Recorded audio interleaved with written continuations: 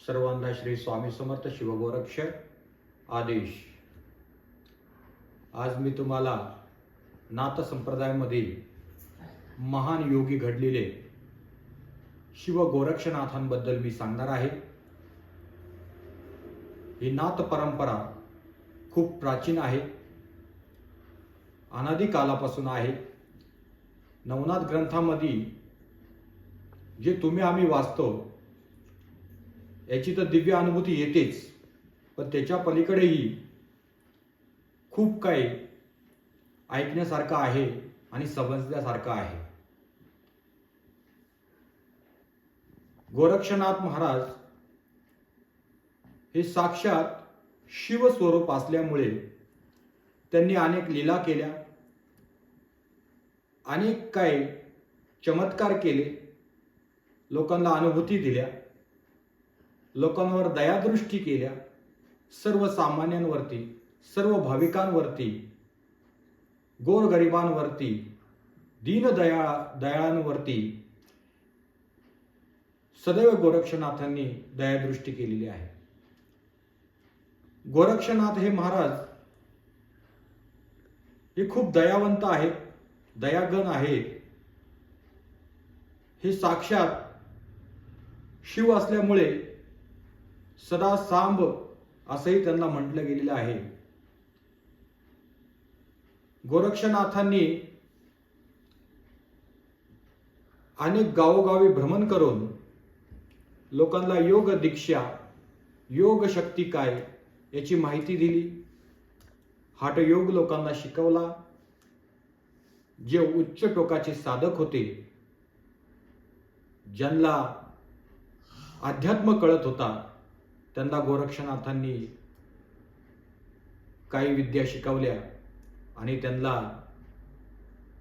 योग शक्तीमध्ये पारंगत केलं। तो गोरक्षनाथांचा जन्म झाला कसा? तुम्ही नवनाथ भक्तिसारमध्ये वाचलंच असेल, अनेक जण वाचतायत, घरोघरी नवनाथ भक्तिसार हा ग्रंथ लावतायत श्रावण महिन्यामध्ये। पण गोरक्षनाथ हे जन्माला कुठे आले हे तुम्हाला मी सांगतोय। एकदा श्री भगवान मत्स्येंद्रनाथ हे भ्रमण करत करत बंगाल दिशेकडे निघाले। बंगाल दिशेमध्ये एक छोटंसं गाव होतं। त्या गावामध्ये एका स्त्रीला अनेक वर्षापासून मूल नव्हतं आणि मत्स्येंद्रनाथ भगवान तिथे गेल्यावरती त्यांनी अलग निरंजन आदेश असं म्हटल्या ती स्त्री घराच्या बाहेर आली आणि मत्स्येंद्र भगवान म्हणाले, माई भिक्षा दे। पण त्या माईच्या मुखावरती तेज नव्हतं, चेहरा कोमजून गेलता आणि खूप दुःख तिच्या चेहऱ्यावर होतं। मत्स्येंद्रनाथांनी ते ओळखलं आणि म्हणाले, माई तुझ्या चेहऱ्यावरती का दुःख आहे?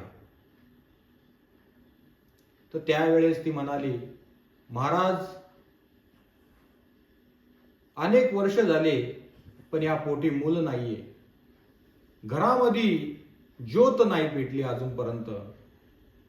सर्व वैभव आहे, धन दौलत अनेक काही गोष्टी आहेत, पण घरामध्ये मूल नाहीये।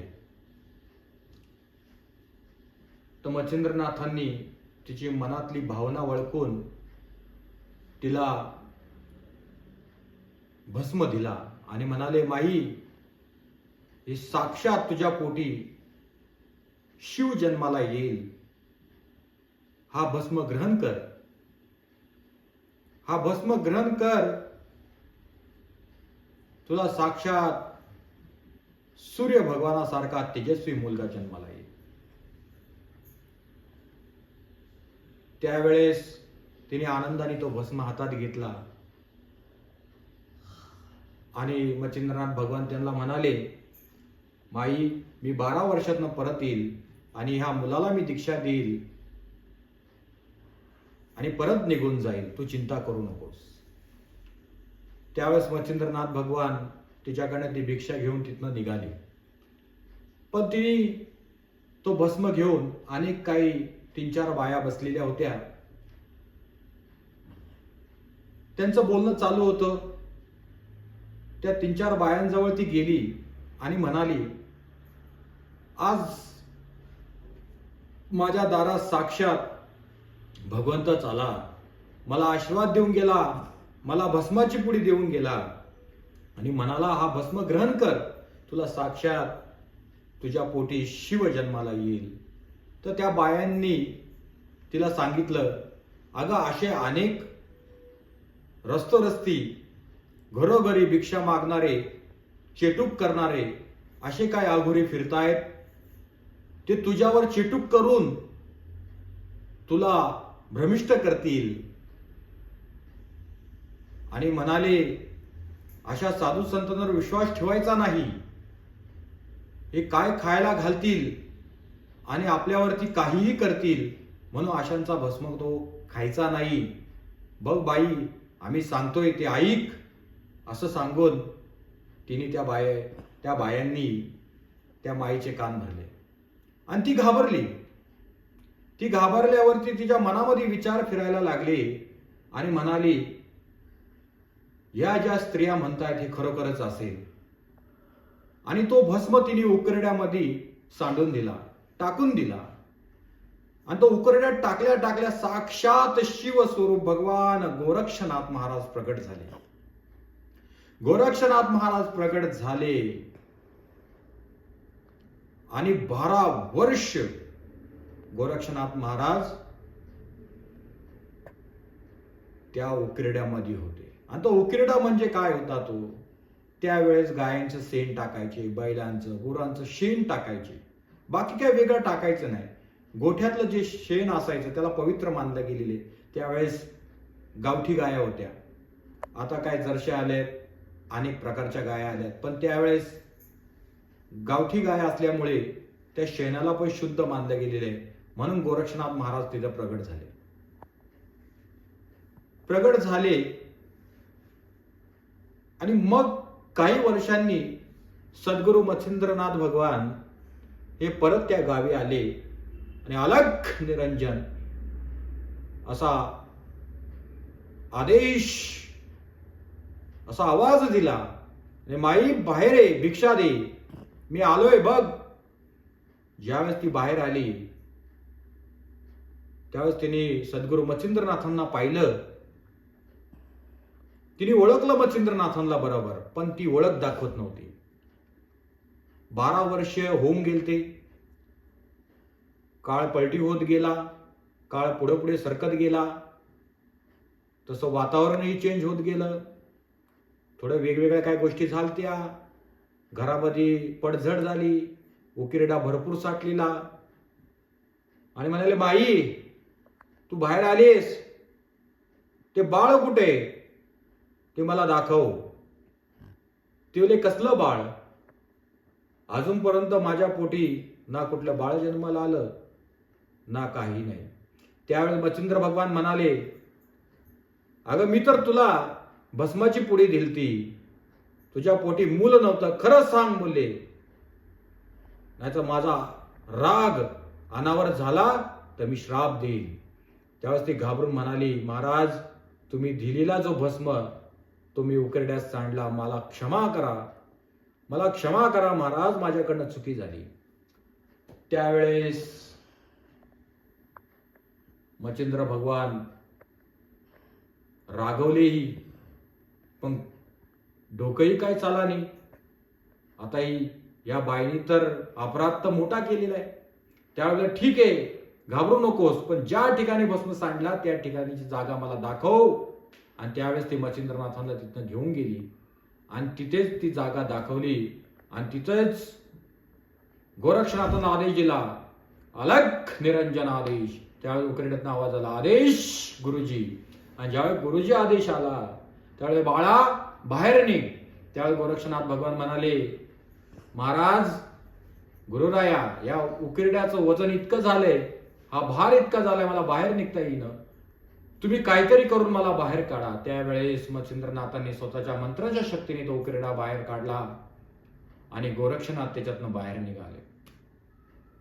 गौरातून निघाले गोरक्ष बाळ, जसे दिसू लागले सूर्यनारायण, गौरातून निघतासी पाहिले मच्छिंद्रनाथांनी, मच्छिंद्रनाथांनी पाहतासी गोरक्षनाथ लागले तत्काल चरणासी, चरणासी लागतासी मच्छिंद्रनाथांनी मस्तकावर ठेवला वरद हस्त. वरद हस्त ठेवताच गोरक्षनाथ दिसू लागले ब्रह्म सनातन. बघा कसे दिसू लागले, साक्षात एक सूर्य कमी पडेल असं अनंत सूर्याचं तेज गोरक्षनाथांच्या मुखावर होतं, कारण की साक्षात शिव होते ते. आणि बोले, बाळा तू बाहेर आलायस. त्यावेळी गोरक्षनाथांना स्वच्छ आंघोळ घातली, वस्त्र दिली, झोळी दिली आणि चल बोलले माझ्या संगत. त्यावेळी गोरक्षनाथ भगवान आणि सद्गुरु मच्छिंद्रनाथ हे तिथनं निघून गेले. तिथनं निघून गेले. बघा काय गुरूंचा महिमा आहे. गुरूंनी जो शब्द दिला त्याचं पालन केलं. म्हटलेले मी 12 वर्षातनं परत येईल आणि माझ्या मुलाला दीक्षा देईल मी. पण बोलतात ना, ज्याच्या पोटी जे मूल येणारच नाही जन्माला, त्याच्या भाग्यातच नाहीये. अनेक जन्मोजन्मीचं पाप आहे पदरामध्ये, अशांच्या पोटी कुठे मूल जन्माला येणार आहे. तसंच त्या स्त्रीचं काहीतरी कर्म असतील म्हणून तिच्या पोटी गोरक्षनाथ भगवान जन्माला आले नाही, ते स्वयंभू प्रगट झाले. हीच तर नाथांची लीला आहे. आणि याच नाथांच्या लीलेमधून मच्छिंद्रनाथांची माया खूप आगाध आहे बरं का. मच्छिंद्र भगवान हे साक्षात कवी नारायण हे पण शिवरूप आहे. यांच्यापासूनच शाबरी विद्या निर्माण झाली आणि तीच शाबरी विद्या गोरक्षनाथांना दिली बरं का. आणि ती गोरक्षनाथांना शाबरी विद्या कशी दिली ती पण खूप ऐकण्यासारखी कथा आहे बरं का. पण ती आताच्या भागात सांगणार नाही मी तुम्हाला. उद्याच्या भागात नक्की मी ती गोरक्षनाथ महाराजांची कथा मी सांगणार आहे. ती शाबरी विद्या त्यांना कशी अवगत झाली. बघा यालाच गुरुकृपा अशी म्हटली गेलेली आहे. ना कुठल्या देवाला प्रसन्न करावा लागत, ना कुठले तंत्रमंत्र अवगत करावं लागत. ज्यावेळेस गुरुकृपा झाली तर सगळ्या या गोष्टी, सगळे तंत्रमंत्र, जेवढी काय ब्रह्मांडातली विद्या आहे ही स्वतःहून आपल्या जवळ येते. यालाच असं गुरुकृपा अशी म्हटली गेलेली आहे. आणि तीच गुरुकृपा सद्गुरु गोरक्षनाथांवर झाली बरं का. असो, आजच्या पुरती मी तुम्हाला एवढीच कथा सांगणार आहे. आणि उद्याच्या दिवसाला शाबरी विद्या गोरक्षनाथांना कशी मच्छिंद्रनाथांनी दिली हे मी तुम्हाला उद्याच्या भागात सांगेल. आता पुरतं परत एकदा श्री स्वामी समर्थ शिवगोरक्ष आदेश.